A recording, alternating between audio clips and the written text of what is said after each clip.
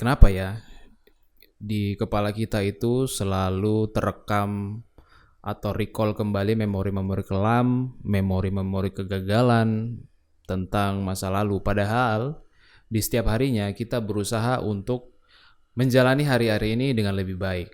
Sampai-sampai di umur kita di 30 tahun ini kita rasa kayak kita nggak melakukan apa-apa yang signifikan. Selamat datang di Selepas Sore Podcast bersama saya Om Ben, penjaga wifi kantor yang sedang dalam perjalanan menstabilkan finansial dan keluarga dan juga mencoba untuk menjadi kita semua ini berusaha untuk menjadi father and daddy yang lebih baik. Jadi di episode kali ini sebenarnya saya ingin bercerita sedikit ya kenapa ketika kita berusaha untuk improving kita punya hidup gitu ya, kita improving kita punya skills, tiba-tiba terrecall kembali memori-memori kelam, memori-memori kegagalan tentang masa lalu seperti saya ini sebenarnya orang yang mampu gitu loh dalam hal akademik misalnya. Tapi kenapa saya gagal untuk masuk ke universitas yang saya pengenin gitu. Terus saya ini sebenarnya mampu untuk ngikut tes dimanapun saja saya mendapatkan skor yang bagus. Tapi kenapa saya masih tetap gagal dalam mencari kerja gitu ya. Memori-memori itu ketika kita tidak sadari sebenarnya itu yang menghambat kita dalam melangkah gitu. Kita seolah-olah menyesal terhadap kehidupan yang sudah terjadi di dalam diri kita. Padahal syarat untuk kita maju, syarat untuk kita itu improving adalah kita jadikan yang lalu adalah pelajaran. Apakah itu berat? Sangat berat. Saya juga termasuk yang mengalami hal seperti itu. Sampai hari ini pun yang saya lakukan adalah mencoba untuk fokus terhadap apa yang bisa saya lakukan sekarang. Untuk yang lalu-lalu cukup menjadi pelajaran, cukup untuk menjadi sebuah bisa dibilang cerita yang bisa kita simpan. Kalaupun cerita itu baik, kita bisa sampaikan ke keluarga kita, ke anak cucu kita nanti. Kalaupun cerita itu buruk, bisa juga kita ceritakan kepada anak cucu kita agar mereka bisa jadi lebih kuat daripada kita, gitu kan? Ketika pikiran itu masih ada dan momen itu muncul, pikiran itu muncul ketika kita lagi on fire dalam membangun bisnis kita, dalam menjalani karir kita, dalam bekerja, itu akan meredupkan semangat api yang ada dalam diri kita gitu teman-teman. Apakah itu salah? Nggak salah.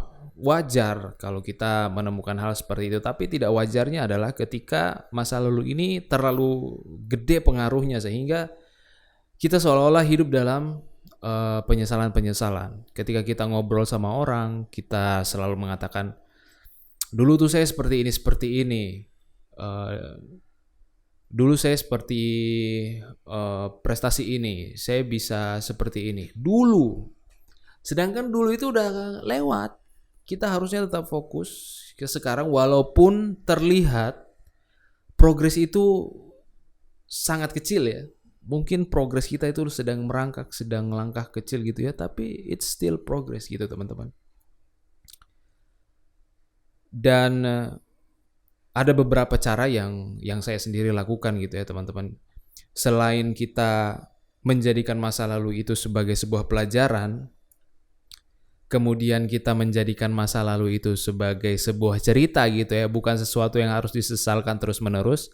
Yang kedua adalah kita coba untuk memperbaiki diri kita lagi. Karena saya yakin dan saya percaya apa yang terjadi, hal buruk yang terjadi sama saya ini, itu merupakan hal-hal yang saya buat sendiri gitu. Mungkin saya tidak disiplin bangun pagi, mungkin saya tidak disiplin dalam belajar, mungkin saya tidak disiplin dalam menghargai waktu gitu ya. Mungkin saya sering menunda-nunda pekerjaan walaupun pekerjaan itu pekerjaan yang remeh-temeh. Jadi kita coba introspeksi. Saya ini kurangnya apa? Ilmu apa yang saya kurang? Contoh misalnya kalau kita pengen melamar kerja gitu ya.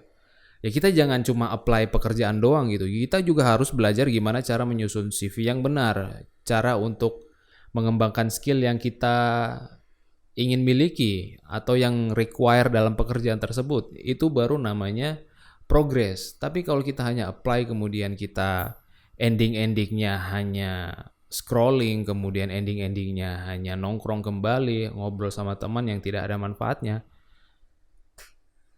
siapa yang mau disalahin? Ya kita sendirilah. Jadi coba introspeksi dulu. Terus yang ketiga, karena kita ini manusia makhluk yang paling lemah, manusia yang bodoh, manusia yang sangat bergantung kepada Tuhan, tentunya kita perbaiki spiritualitas kita gitu ya.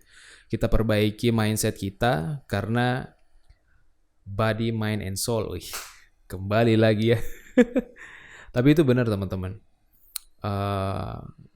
Teman-teman mungkin bisa rasakan sendiri. Hari-hari di mana kita bangun pagi untuk sholat subuh dibandingkan hari-hari kita bangun aja gitu dan bangunnya telat gitu. Itu udah pasti sangat-sangat berbeda karena saya pernah nonton video kalau nggak salah ya. Tapi saya lupa YouTubernya siapa, saya lupa.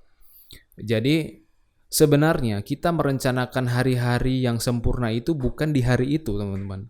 Tapi kita udah mempersiapkannya tuh sebelum kita tidur. Semisalnya besok saya pengen bangun pagi olahraga.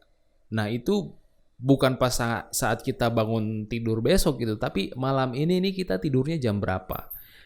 Hari ini kita makannya apa. Hari ini kita ngapain aja gitu. Kalau misalnya hari ini kita masih malas-malasan tapi besok kita kayak 180 derajat pengen langsung bangun pagi olahraga, wah itu akan sulit banget teman-teman. Tapi kalau kita udah misalnya hari ini kita kerja pergi ke kantor enak, ibadah tepat waktu, kemudian selalu tersenyum hari ini dan tidur tempo misalnya jam 10 malam, insya Allah besok tuh bakal gampang gitu. Jadi sebenarnya perencanaan hari-hari kita yang sempurna itu dimulai dari satu hari sebelumnya. So, itu aja yang pengen saya share ke teman-teman ya. Sebelum kita berbicara untuk hal-hal yang lain gitu, kita harus memperbaiki mindset kita dulu. Kita anggap sebuah kegagalan adalah sebuah pelajaran, bukan sesuatu hal yang harus disesali. Oke, kita akan bertemu di podcast berikutnya dan cerita-cerita berikutnya. Take a position. Wassalamualaikum warahmatullahi wabarakatuh. Catch you on the next one.